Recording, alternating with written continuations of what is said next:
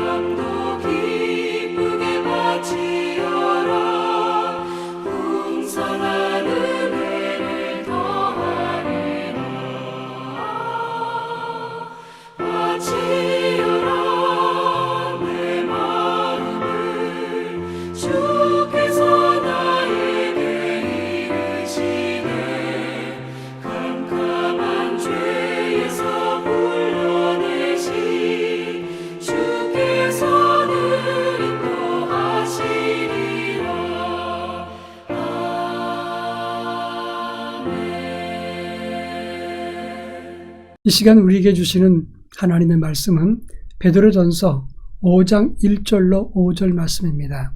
신약성경 베드로전서 5장 1절로 5절 말씀을 한 절씩 봉독하겠습니다. 제가 전체를 읽겠습니다. 너희 중 장로들에게 권하노니 나는 함께 장로된 자여 그리스도의 고난의 증인이요 나타날 영광에 참여할 자니라. 너희 중에 있는 하나님의 양무리를 치되 억지로 하지 말고 하나님의 뜻을 따라 자원함으로 하며 더러운 이득을 위하여 하지 말고 기꺼이 하며 맡은 자들에게 주장하는 자세를 하지 말고 양무리의 본이 되라. 그리하면 목자장이 나타났을 때에 시들지 아니하는 영광의 관을 얻으리라. 젊은 자들아, 이와 같이 장로들에게 순종하고 다 서로 겸손으로 허리를 동이라. 하나님은 교만한 자를 대적하시되 겸손한 자들에게는 은혜를 주시느니라. 아멘. 우리가 읽은 베드로 전서의 말씀은 로마의 네로 황제 시대 때 기독교 핍박이 본격적으로 진행됐을 때 소아시아에 흩어졌던 성도들에게 소망을 가지고 박해를 잘 극복하라 이렇게 권고한 말씀이 베드로 전서의 말씀입니다. 근데 이 베드로 전서 끝부분에 가면 성도들을 목양하는 장로들에게 어떻게 목양해야 되는가를 잘 설명하고 있습니다. 여기서 말하는 장로는 지금 말하는 치리만 하는 장로가 아니라 교회를 목회하고 또 동시에 교회를 이끌어가는 어른과 지도자, 이런 장로를 의미한다고 하겠습니다. 다가오는 환난의 때에 성령을 받고 부활신앙을 가진 하나님의 목자들은 그걸 어떻게 성도들을 대해야 될 것인가, 또 우리는 어떤 믿음을 가지고 신앙생활을 해야 되는가, 이 본문을 통해서 함께 살피고자 합니다. 먼저 5장 1절에 보면 나는 함께 장로된 자요 그리스도의 고난의 증인이요 나타날 영광에 참여한 자라, 이렇게 말씀하고 있습니다.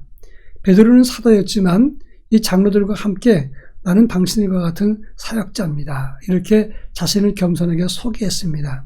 그러면서 우리는 그리스도의 고난의 증인이라 말씀하고 있습니다. 예수께서 우리를 위해서 고난과 희생당하신 것을 보고 들은 증인이다, 그것을 사람들에게 알릴 증인이라고 설명을 했습니다. 성도도 마찬가지입니다. 예수님께서 우리를 위해서 자기를 비우시고 희생과 고난을 받으셨습니다. 이 모두는 우리의 생명을 대속하시기 위해서 예수님께서 자기를 비우시고 희생하신 것입니다. 이것을 드러내고 증거해야 된다 하는 것입니다. 동시에 우리도 예수님을 증거하면서 예수님을 본받아서 섬기는 삶을 위해서 또 생명을 살리기 위해서 자기 희생을 위해서 애를 써야 된다 하는 것입니다. 이것이 성령의 사람이 사는 것이고 그 길을 따라가는 삶을 가질 때 영광에 참여하는 자가 된다고 말할 수 있는 겁니다. 그런가 하면 2절과 3절 말씀을 통해서 자원하는 마음으로 섬기되 양무리의 본이 되라, 이렇게 권고하고 있습니다. 2절에 보면 부득이나 억지로 하지 말고 또 자원하는 마음으로, 이렇게 두 가지를 비교하고 있습니다. 부득이나 억지로 하는 것은 하기 싫은 것을 강요에 의해서 억지로 하는 것입니다. 자원한다는 말은 다른 사람의 강요에 의해서 하는 것이 아니라 자발적으로 스스로 행하는 것을 말하는 것입니다. 그리고 양무리의 본이 되라고 하는 것은 으뜸이 되고 또 귀감이 되고 칭찬과 샘플이 되라, 이런 의미가 있는 것입니다. 이것이 주의 일을 할 때 우리가 해야 될 자세가 나오는 것입니다. 자발적으로 할 때와 억지로 할 때는 큰 차이가 있다는 것을 아실 겁니다. 억지로 하면 작은 일 하고도 조그만 일 때문에 스트레스를 받고 피곤해하고 불평이 나옵니다. 그러나 주의 일을 자발적으로 하면 힘들고 어려워도 큰 기쁨이 넘친다고 하는 겁니다. 예수님께서 십자가를 지시고 고난받으시고 죽으신 것도, 그리고 우리의 신앙의 모범이 되신 것도 다 자발적으로 하셨던 것입니다. 우리도 주님의 본을 받아서 주와 선생이 되셨지만 자원에서 제자들의 발을 씻겼던 예수님 닮는 모습으로 주의 일을 잘 감당할 수 있기를 바랍니다.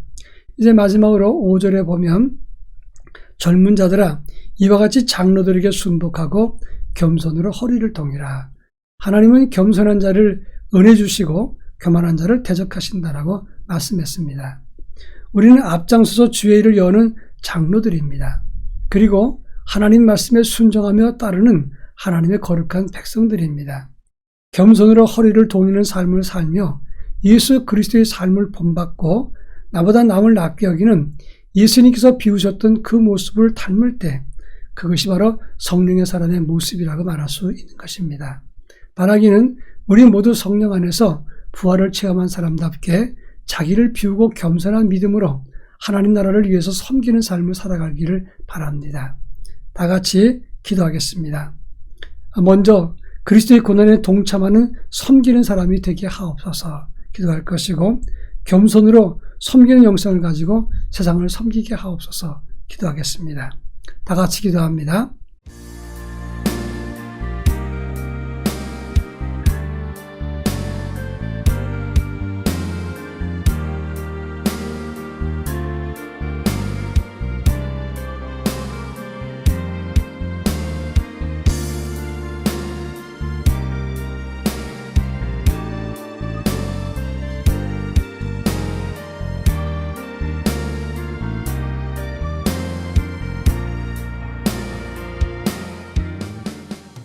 예수 그리스도의 고난에 동참함으로 우리 모두 자기를 겸손히 내려놓고 섬기는 성도가 될 수 있도록 은혜를 덧입혀 주옵소서.